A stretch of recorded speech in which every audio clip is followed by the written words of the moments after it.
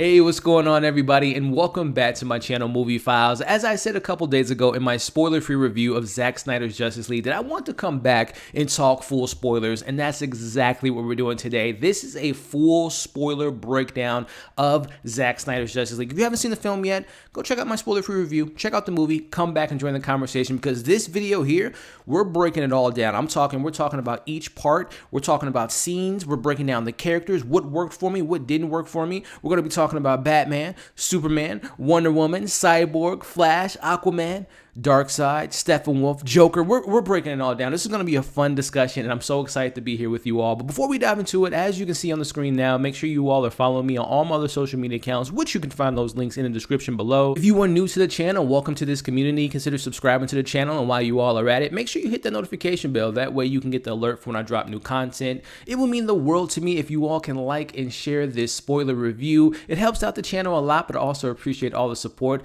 And in those comments below, light it up. Let's light up the comments, guys. Let's talk about this film. What's the stuff that worked for you? Your favorite part of the film? Some of your favorite moments? What didn't you like about the film? And more importantly, hashtag restore the Snyderverse. Let's talk about it all in the comments below. So I'm ready for it. I got my notes here, so if I'm looking down occasionally, it's because I have some very meticulous notes. And by the way, this isn't the last topic and last video that we'll be discussing with Zack Snyder's Justice League. This Sunday, 7 p.m. Central Time here at Movie Files, myself and an amazing group of panelists. I don't want to reveal them quite yet. I'm doing my Batman stuff. I'm recruiting some Justice League members on my own, but mark your calendars. It's going to be an epic discussion, a live discussion, breaking down this film. So again, this Sunday, 7 p.m. Central Time, we're going to be talking even more in depth about this film. But as I digress, let's get into this film. Again, let's break it all down. We're going to start off with the opening sequence, which is the Superman cry.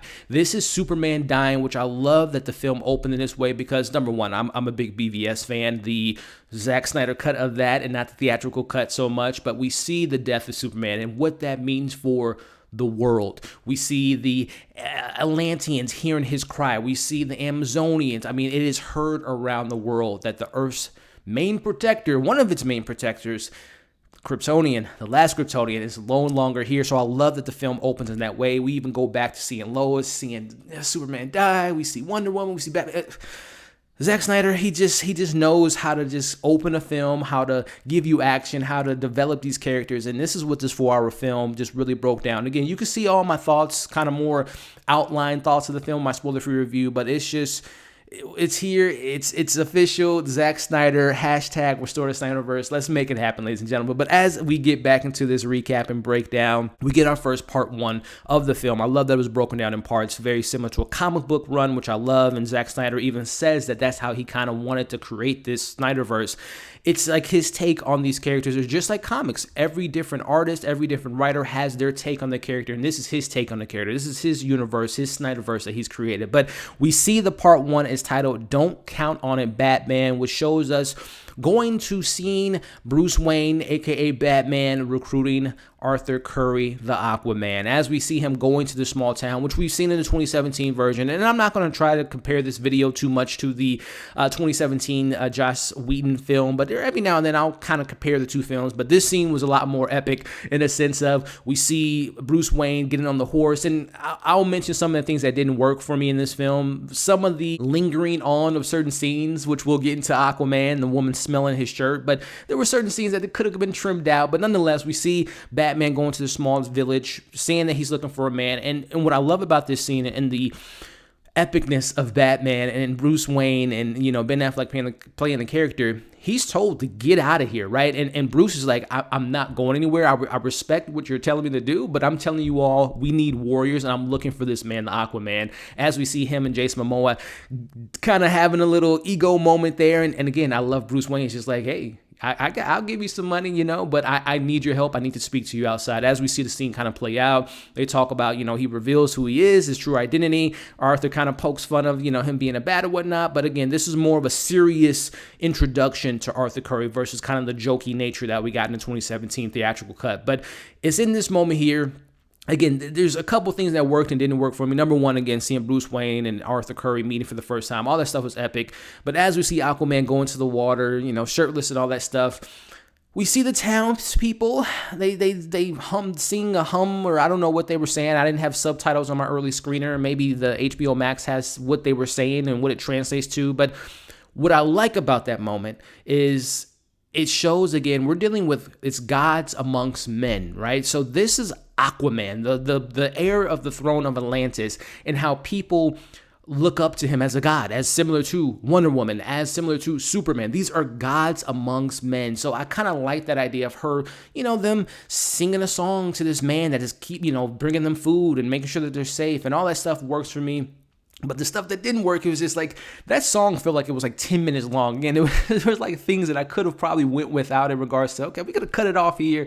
But of course, that song leads into Lois, or I should say, Martha Kent saying goodbye to her son and her husband, their grave, and saying goodbye to their home in Smallville. So all that stuff, it worked. But again, I was just like, this song is going along a little bit too long. But as I digress, back to the epicness. Again, regardless of how you feel about Zack Snyder's storytelling and how he handles the characters or whatever the case may be, because there's, of course, 80 plus years for some of these characters in the comics, and everyone has their favorite version of the character. But there's one thing about Zack Snyder that you cannot deny. When there's an epic nature of any character in the DC universe, he's going to pull it out of you, right? And I say that because this is an epic moment. We see the moment of Wonder Woman being introduced to the film in an epic nature in this rescue scene. Listen, I love Patty Jenkins. I love what she's doing with Diana. I love what she's done with the first Wonder Woman, Wonder Woman 84. Wonder Woman 2017 to me was a perfect amalgamation of Wonder Woman, the compassion, the love, but the Amazonian badass nature, taking no names. Wonder Woman 84 definitely focused more on the love and compassion, which I love. That's who the character is, but it was less so much about her being a warrior, right? She made sure that people weren't hurt in Wonder Woman 84, but in this film, this is a seasoned Diana, right? This is a Diana that's been around for a while. And in this version, which I admitted in my spoiler-free review, I'm not the biggest fan of the idea of Wonder Woman walking away from humanity, as I digress. But seeing her a veteran and her taking out these terrorist group men, which, by the way, I already know people might not be the biggest fan of seeing Wonder Woman do some things in this scene, which, let's just call it out. She killed those men, right? She threw them against the wall. Their heads hit the wall. They're dead. She killed 4 or 5 of those guys. They are dead. Even the guy with the hat, when she did her thing, she killed those guys, which, listen, she got to do what she got to do. She was saving the kids. Of course, there could have been another way around it. But again, there was 13 seconds on the clock. They were going to kill those people. They were going to kill hundreds of people. It was going to be a bomb that was going to be blocks away. So I love that moment. Again, I know there's some people's like, Wonder Woman's killing people? This isn't the Wonder Woman I know. And again, to each his own, but I thought that moment was epic. Seeing her take out those men and the score, Hans Zimmer score kicking in, and the slow motion of her saving the bullets. That scene was so epic to me. And again, Zack Snyder knows how to do epic, which, speaking of epic, I didn't know the Amazonians were going to be this important to the film, and I am all about it. As we cut to Amazonians versus Steppenwolf, and Steppenwolf says, "I'm going to bathe in your fear," as Hippolyta says, "Amazonian sisters, show them your fear. We have no fear." Again, man, Zack Snyder, it brought me back to 300. It brought me back to the epic nature of just a lot of his films and the way he shoots his scenes and his action sequences. I was all about this scene, man. This might be one of my favorite parts of the film, and we'll get to that a little bit later, but in regards to other parts. But seeing Steppenwolf, he is a beast. I'm not going to lie, I'm still not completely sold on the design, the look of the character, but I much more prefer this Steppenwolf than whatever that punk-ass Steppenwolf we got 4 years ago. But this Steppenwolf here, as we're introduced to him in that axe, slicing and dicing Amazons and pulling horses off. I mean, the epic nature of this scene is just so awesome. And seeing Hippolyta being a queen, even though the mother box is being vulnerable and going to be taken, she's checking on her sister, right? I love that small character moment there. But again, it's in this moment that we're seeing Amazonians being badass, unfortunately being cut in half by Steppenwolf's axe.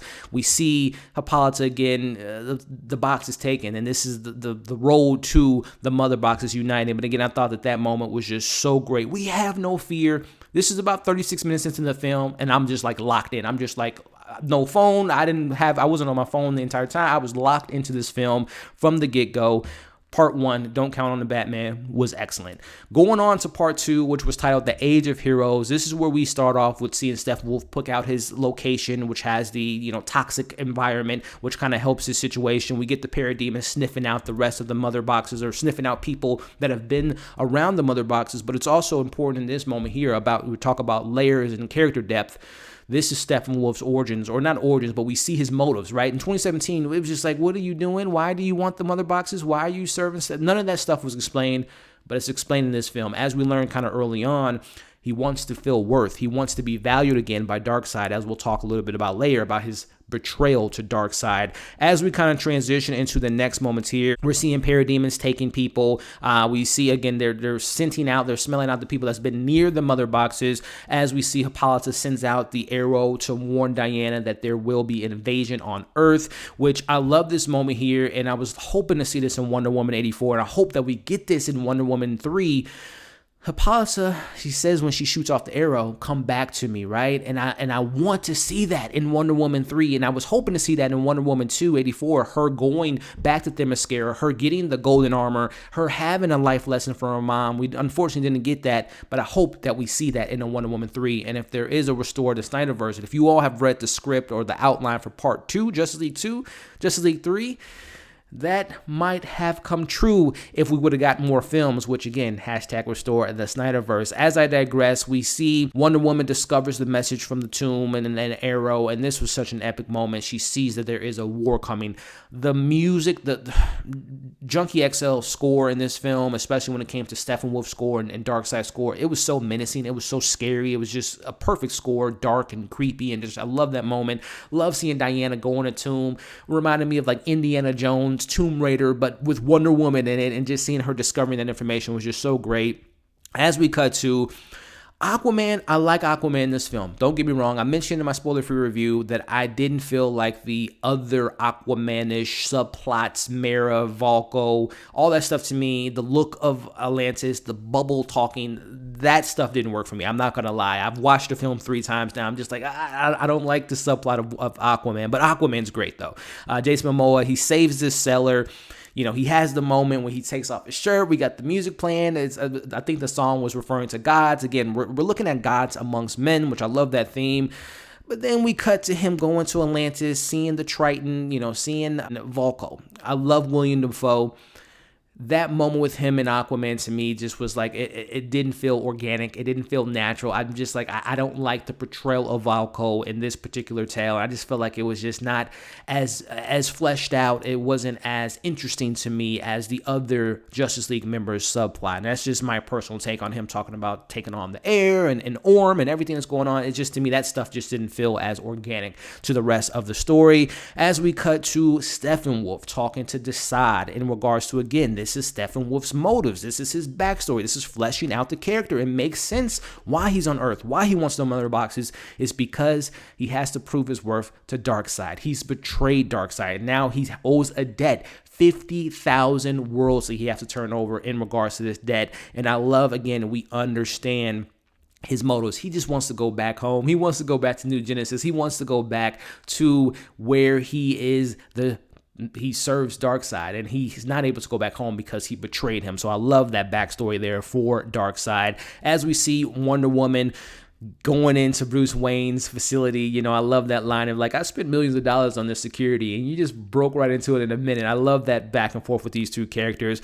But it's in this moment that we get the true Lord of the Rings epic history lesson of when Darkseid first comes to Earth. And he's Uxas, I believe is how you pronounce it. He's the young Darkseid. Before he's full Darkseid, he's Uxas, I think is how you pronounce the name, if I'm not mistaken. But we see him on Earth taking on the old gods, man, Atlanteans, Amazonians, the Guardians of Space, the Guardians of the Stars, which are the Green Lanterns.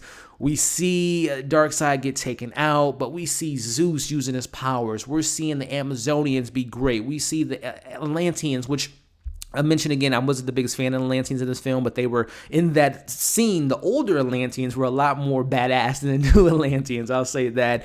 But seeing that epic nature, that epic scene was just so great. Again, it reminded me of a Peter Jackson, Lord of the Rings, type of battle. And I could have sat and watched a 40-hour movie of just that battle, and we would have gotten that if we would have got more of the Justice League films. But I thought that sequence was so great.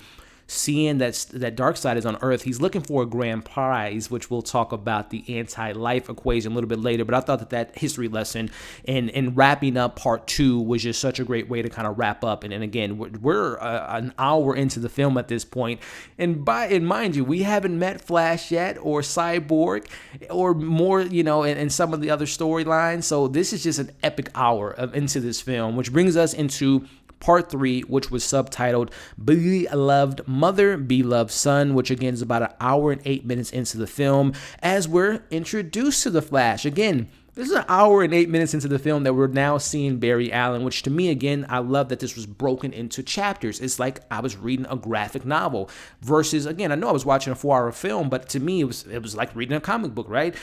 This is chapter 3. We're seeing Barry Allen origin stories as we're meeting him, going to a job interview.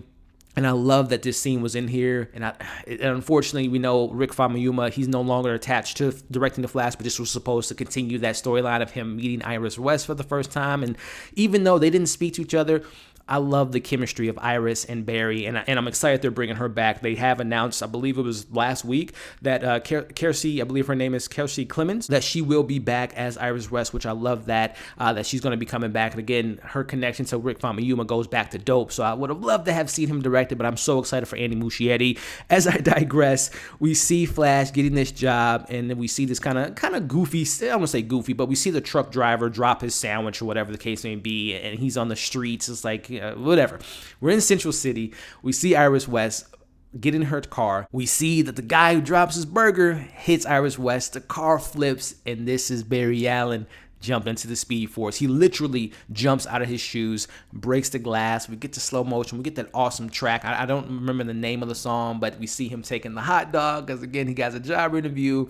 He looks at Iris, moves her hair, puts her down on the ground. They share a moment. She knows, like, you just saved me. I don't know if that will tie into Andy Muschietti of them. She's going to know that he's already the Flash. We'll see how that plays out. But I love that moment of introducing the Flash. That wasn't obviously in 2017. We first were introduced to the Flash when we're going to get to the scene when we see Batman recruit him. But I love that scene. I love that introduction to Barry Allen and showing you again the badass Flash that we get in this film. But going to another origin story, and this is, to me, as I mentioned in my other review, the heart, the soul, the emotional moments of the film all comes down to this one character, and that's Cyborg. We get his origins. So we get back-to-back origins, by the way, which I love that this particular part focuses on these two characters. Again, it's titled Beloved Mother, Beloved Son. So we're seeing their family origins, right, as well, not besides them, the characters. So we see Vic Stone. He's a football player. He's a beast at it. We see him helping students with hacking into the system to help their grades. Again, that's an important thing to remember. He wants to help people, even if it means him getting in trouble, right? That's a very good thing in regards to his character. We see, unfortunately, his dad is not there during a big moment of his football career. We see the incident happen, the accident, I should say, of his mom dying, how important she was to him. Again, beloved mother. We don't see Barry Allen's mom in this film. It's not talked about besides him having the scenes with his dad and why he's in jail. But we see how important Vic's mom was to him. Unfortunately, she dies, and then we see him brought back to life by the mother boxes, by his dad. We see him having his moment like Superman had, like Wonder Woman had in Wonder Woman 84. He takes flight, which I thought was a really great moment. Him smiling and him, learning what he's capable of, as we see his dad has left him this kind of voice message in his voicemail in regards to the capabilities of Cyborg is limitless, right? He has the abilities to have nuclear warfare, economy. He could destroy the economy. He could hack into any computer system, which shows you the power of this character. He's absolute master, as they say. But instead, he helps a woman who is late on her rent, who's going to be evicted, who has kids, who has no money, who doesn't get a lot of tips at her job. he helps her, right? He gives her $100,000, which again speaks to when we see him helping his student. The teacher, says, Vic hacked into the computer to change the grades, but he's willing to do that because that's how good of a person he is and how he wants to help people. So I love that moment that we get with Cyborg, showing you the heart and the humanity of this character. And again, I love the parallels between why it was so important to get those back-to-back scenes. Seeing Flash being introduced and his dad and everything. Seeing Cyborg and his losing his mom and his father, and how Cyborg's father is present. He's there, right? He's not emotionally present. Reverse that to the Flash. We see his dad's in jail. He's not necessarily present in his day-to-day life, but he's emotionally available for his son because they both had lost their mother. So very important parallel, very nice connection between those two characters. And again, I love Flash visiting his dad and the conversation being had in regards to, you're wasting your life on me, son. And Barry's like, don't ever say that to me. I just love those character moments that we get there, which we see Batman recruiting Barry Allen, which is very similar to the 2017 version, which I still love that scene of him being like, you're the Batman. It makes sense. He's enthusiastic. He wants to join the Justice League. He grew up. This is a world with heroes. So he's like, yeah, I would love to join. And we get that moment there. We cut to a really awesome moment that I love, and I wish we would have gotten more of this moments when we see Wonder Woman interacting with Alfred, which, by the way, Jeremy Irons as Alfred in the scenes that he has with Batman, Bruce Wayne, how he just doesn't take Batman's stuff, right? He's just like, I just love Jeremy Irons in this role, and him having that moment with Wonder Woman regarding the tea making and the lasso, having some switches, and having Alfred have his kind of tech being brought on there. I just love that moment. But nonetheless, we get Wonder Woman interacting with Cyborg, and he talks about, I don't need the world. And we get our first F-bomb of the film, or our second one at that point, because we had an F-bomb in the rescue scene by Wonder Woman. But he has the moment, he meets with Wonder Woman. He takes the mother box and buries it next to his mother and buries it in his grave, which is a very great symbolism in regards to this was the thing that created him, that he's burying in the ground. Not only one, because he's protecting from the parademons, but it's also just metaphorically speaking, he's burying himself in the grave because the mother box is a part of him. So I love that kind of connection there. We get the subplot of the laser that's going to heat up the mother box a little bit later on and kind of building that subplot. We also get the introduction in this part of Commissioner Gordon, played by J.K. Simmons. But then we also wrap up this part with Steppenwolf versus Mera and Aquaman, which, again, Mera, this has nothing to do with Amber Heard outside of, separating the art from the artist. I'm not a big fan of this version of Mera in Zack Snyder's verse. The accent doesn't work for me. The look doesn't work for me. The acting's a little bit off too. The chemistry's really not there. I wasn't a big fan of Mera in this film. As I mentioned, the subplot for Aquaman wasn't my strongest points. But again, seeing Steppenwolf and that Axeman slicing Lantians and taking on Mera, again, the bubble stuff doesn't work for me as Mera's talking to Arthur about his mom.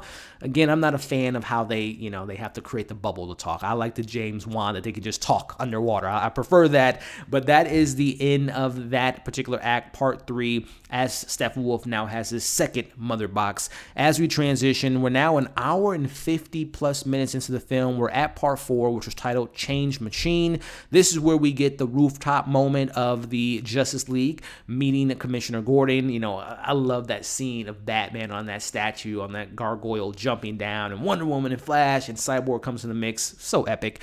As we get, speaking of epic, as we find out, Justice League, they find out where Steppenwolf is keeping the people hostage. And we get the League versus Steppenwolf. And I mentioned it earlier how badass Wonder Woman was in this film. When she takes on Steppenwolf, when he says, it talks about the Amazonians, it takes a dig at her, I belong to no one, as she's wielding, which, by the way, Wonder Woman 84, again, I'm a fan of that film. I gave it like a 3.5 out of 5 or whatnot. You can see my review and all the stuff I did for that film.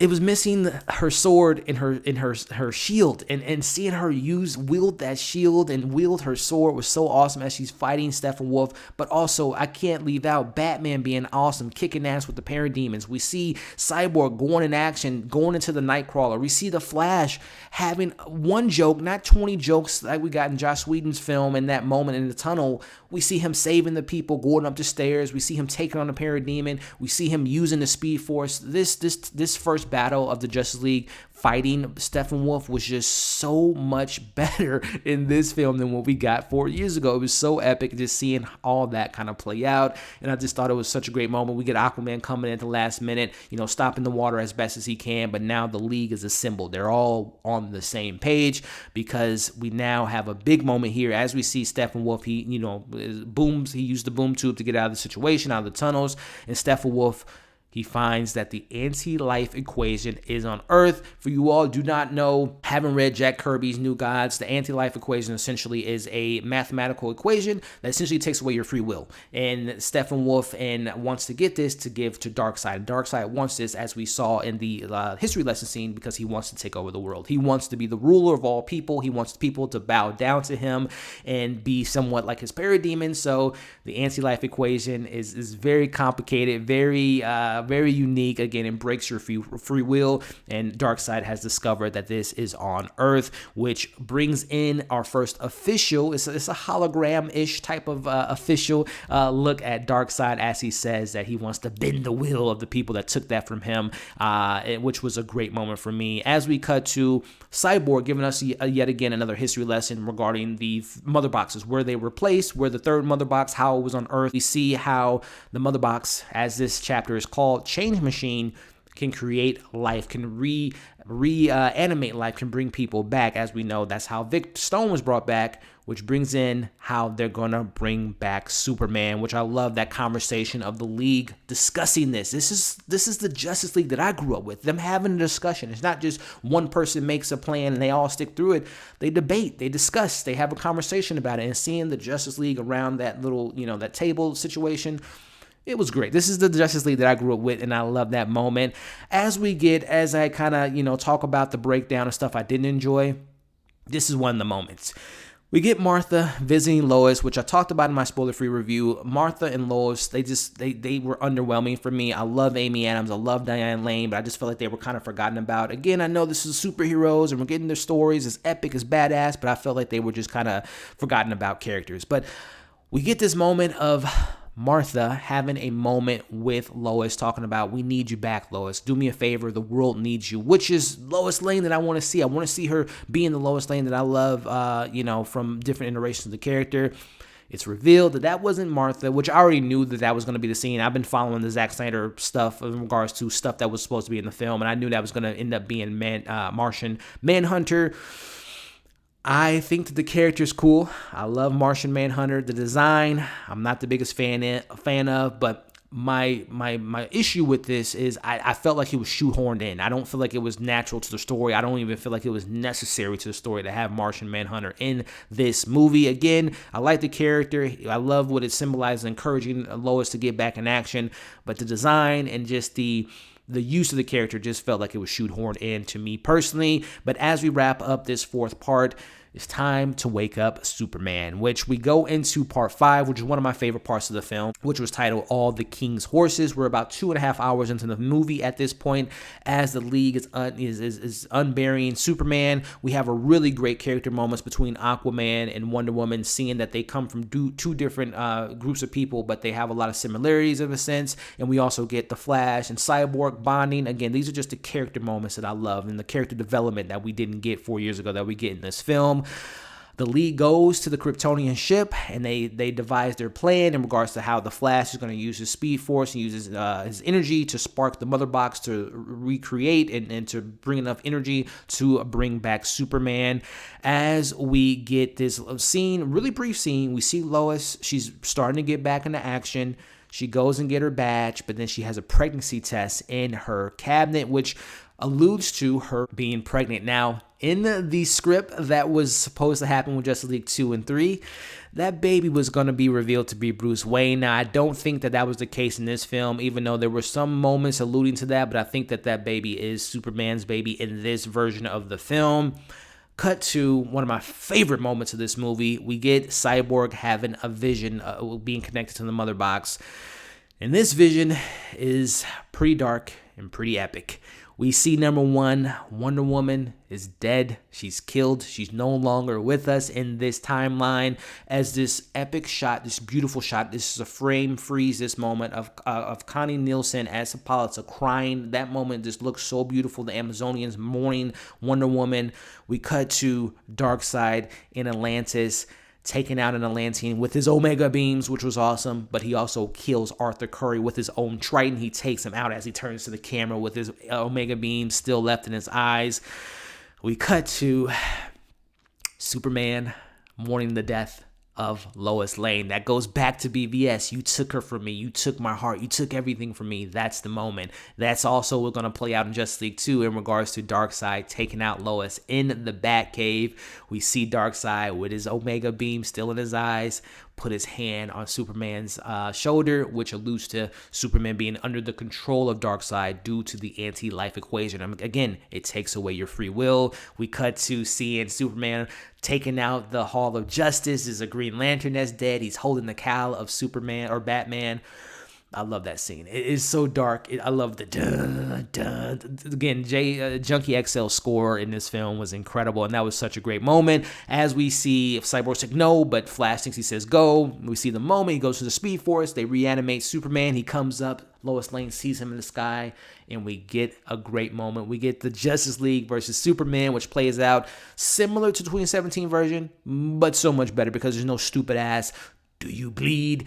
Oh, my leg, I do bleed. All that dumb stuff that was in that version of the film is not there. Superman doesn't even talk in this moment. He's just being a badass. We see him, similar to the 2017, Arthur Curry is a little bit, he's excited, he's nervous, he doesn't know what to do, so Superman notices that, as well as Cyborg. He's, his system reactivates because he's a little bit, he notices that there's a person that has a little bit of anxiety there, so, we see Cyborg shoot at Superman, which we see the fight. We see Wonder Woman taking on Superman. Kal-El, you are the last son of Krypton, but, Superman takes her out pretty easily. We get the Flash moment of Flash using his Speed Force, showing you how awesome of a character Flash is.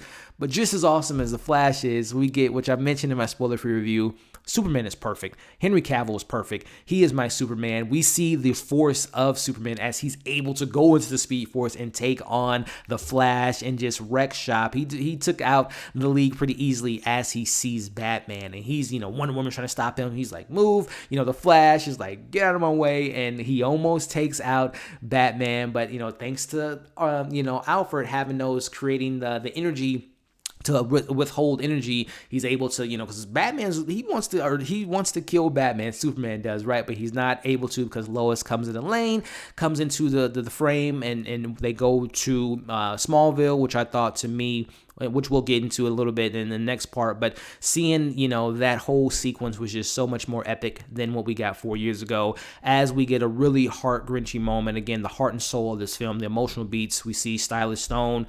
He sacrifices himself. He has the mother box. He takes himself out with the heat beam. And it's a very sad moment, right? We see Cyborg, even though him and his dad had a fractured relationship, it's still his dad, as he says earlier in the film. And seeing his dad die right in front of him, seeing his mom die right in front of him. Again, we got to remember, we're dealing with a lot of tragic, broken superheroes, but they're not broken. They're not alone, as we'll talk about a little bit later.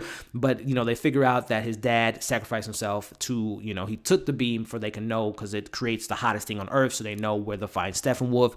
End of that chapter, one of my favorite parts and chapters of the film, by the way, which leads us into part 6, which was titled Something Darker. Almost 3 hours into the film, we get Superman. He's going back home, which was a really great moment, emotional moment, seeing Lois and Martha arriving and seeing her son and him saying, I have a second chance now, Lois, and I'm not going to mess it up. I love that moment. And again, if I am to nitpick, I wanted so much more Superman in this movie. Man of Steel 2, can we get it one day, Warner Brothers, please? Can we make it happen? But as we see, Batman brings the lead to his Batcave. We see a very interesting moment in regards to Batman talking to Wonder Woman as he says, I have a premonition, I had a dream.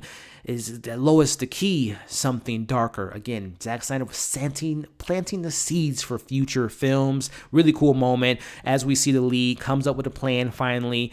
We even see Barry and, Aquaman have a really small, quiet moment in regards to Aquaman caring about Cyborg and him, losing his parents, and is he going to be up to this? I love that quieter moments, character development. I love it. So we see they come up with a plan to take out the defenses, to get the mother boxes, and we see easily one of my favorite moments, Superman moments ever. We see Superman go back to the Kryptonian ship. He gets his black suit, but it's in this scene that he hears both of his father, giving him all the information and just motivating him and what Superman stands for. He's a gift. He's a beacon of hope, and I love that moment, him taking flight with the black suit. Awesome Superman moment, one of my favorite Superman moments of all time. We see the big fight. This is where the epic nature, this film is already epic, but now it takes it up to the 10th degree as we see Batman, Superman, or I should say Batman and the League, Wonder Woman, Flash, Aquaman, Cyborg, they're all ready to take down the parademons as well as Steppenwolf as we get this epic fight of just epicness. It's Batman, Wonder Woman being a badass, Aquaman having moments, Flash, speeding up for he can go as fast as he's ever went in his entire life. All that stuff was incredible. But then it gets even more incredible when my man Superman comes in and just whoops Steppenwolf's ass. I mean, we got Superman, saying, I'm not impressed, which I love that moment. We get ice breath. We get the mega punches. We get the laser eyes. I mean, he put a whooping on Steppenwolf, takes out his armor, takes out one of his horns. I mean, it's just Superman's wrecking shop, and I loved it. But all that for nothing because it's too late. The League has lost. Barry is hit. He can't spark the box to take the boxes out, which was part of the plan. The boxes are synchronized, which means Darkseid is here and the world ends right then and there.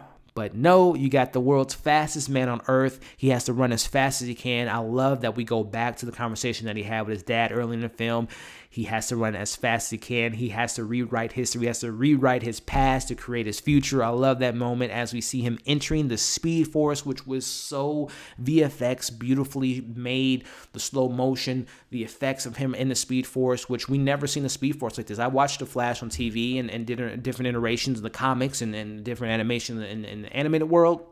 And this Speed Force was just so epic. It was so cool. The score, the music, the visuals, Ezra Miller as the Flash.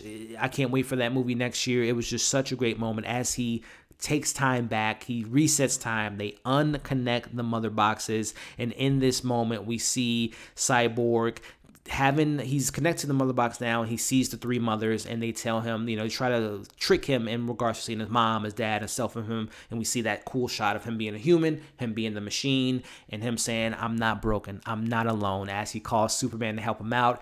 They unsynchronize the boxes, which was great, and then we get a really epic moment. We see Aquaman stab Steppenwolf, and then I mentioned it, and I'm going to mention it again, Wonder Woman was so badass, she jumps and chops off the head of Steppenwolf. It goes into the boom tube. Darkseid puts his foot on it, and he says, get the Armada. I'm going to do this the old-fashioned way. He's coming to Earth to get the anti-life equation, which would have set up Darkseid coming to Earth in the second Justice League, which, who knows, we might get one day. As we wrap up, the League is now the team. They are together, and I love the superhero moments in this movie. So epic. As we wrap up with part 7, the epilogue, titled A Father, twice over, we see my man Cyborg having a moment in regards to back to listen to the tape that his dad made for him in regards to being he wish he could have been a better father. He wish he could have been there for his son, but his son now has his path of being a superhero. We get Aquaman saying goodbye to Mera and Valko, which again, how I feel about that. We see he's gonna meet his dad. We see Superman is back in action, which I would have loved to have seen how they would have handled Clark Kent is dead. Would he have been Clark Kent, or he just would have been Superman and just would have been, just doing heroic stuff, and no one knows that Clark is back. We see Superman, or say Batman, is devising a plan to create the Justice Hall, which I just love that character arc of Bruce Wayne. Again, I talked about it in my spoiler-free review in regards to just the beautiful arc from BVS to what we get in this film with Batman. We see, he's there with Wonder Woman, Flash. He now has a job to work at the crime lab and, obviously help his dad out to get out of jail. We see Martha gets her house back. We see Batman congratulates Superman for the baby that's to come. We see Wonder Woman. She wants to return home, which I hope to see in a Wonder Woman 3. And then we wrap up with two of some really interesting scenes here. We cut to Arkham, where we see Lex Luthor has escaped due to the help of Deathstroke. And they have, it's not the whole Justice League or in regards to the Legion of Doom, but this one, he gives him some information. He gives him the identity of Batman, which is Bruce Wayne, because eye for eye, I guess it's in this iteration, this Snyderverse, that Batman took out the eye of Wade Wilson, which would have set the seeds and planted the seeds for Batman, his solo film, which unfortunately, even if we get the Snyderverse back, we're not going to get a Batman film from, Ben Affleck and Joe Manganiello as Deathstroke. I don't know. I guess as I'm saying that, you can never say never, right? We never thought that we were going to get the Snyderverse, or the Snyder film, the Snyder Cut, and here it is. So who knows? But he gives him that gift. But it's this moment here that will have a lot of people talking. We cut to the future. We have Batman, Flash, Cyborg, Deathstroke, Mera, and the Joker, Jared Leto's Joker, as we see that, they're on the run from Superman, and we get this, man, it's an interesting conversation being had. We see the tension. I just learned today as I'm shooting this, and I read an article that scene, Ben Affleck and Jared Leto, they were never on set together. They had to shoot those scenes differently, as well as Ezra Miller. He wasn't able to be on set. They had to shoot that while he was on Fantastic Beasts. So again, Zack Snyder, he figures it out, man. So this was the reshoot. This was the one scene that they added to the film, by the way. So we see Joker antagonizing Batman, talking about Mera's like, what do you know what's to lose, because she lost Arthur, right? Aquaman, he says, and Joker's like, oh, he knows what it's like to lose. He's lost a mother, a dad, an adopted son, alluding to Robin, right? As we see them have this moment of like, Batman's like, I'm gonna kill. He's like, you're gonna kill me, Bruce? No, you need me. The one joke that was a little bit like I didn't need to be needed. We said, who's gonna give you the wrap around? All that joke was the only line I didn't like in this whole interaction. But we see Batman vows to kill. He says the F-bomb, which I love that moment. I'm going to kill you, as he's talking about he held Harley Quinn. Her last dying wish was to kill the Joker, which Batman's going to do as he takes the Joker card, as the Joker says to him, I'll be the bigger man, as he says, why did you let a boy do a man's job? That sequence was so great, as we unfortunately was cut short because Superman arrives, as we see that this is a dream that Bruce Wayne is having. And then again, I mentioned I'm not the biggest fan. I feel like this character was shoehorned in. We end with Martian Manhunter introducing himself to Batman. He wants to join the League because he gives him a warning that Darkseid is coming for the anti-life equation. I don't like the design. I don't feel like the character was needed, but it's here, right? I mean, it's a cool fan fear, moment, but I didn't feel like the character was needed. End of the film, as the film ends, it says for autumn, which I love that moment, because there's even a scene in this film where we see Batman recruiting Barry Allen. There's a poster on the wall that says you're not alone, and there's a theme of not being alone and being broken and stuff like that. So I just love that aspect of this film. 40 plus minute review breakdown, and this is just part one of another part that we have coming. I should say part two of a part three, a series that I'm going to be covering for this film. Again, I have my spoiler-free review that you all can check out. You got this epic discussion that we have here. Again, leave all your thoughts in the comments, your favorite moments, your favorite parts. Again, I just thought this film was epic on every nature. The fleshing out of the characters, the badass moments, the quieter moments, Cyborg being the heart and soul of the film, Barry Allen's origins, and then again the connections to both of them losing their moms and having their dads being in their life much differently.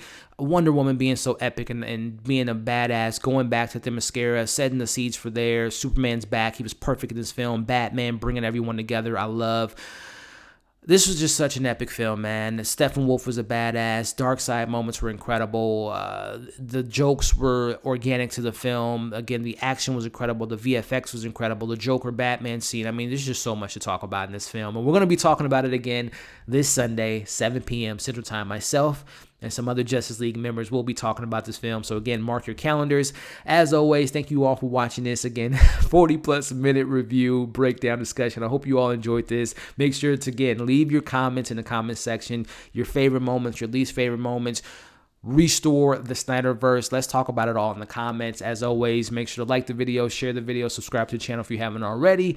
Hope you're staying safe. And we'll see you Sunday talking more of Zack Snyder's Justice League.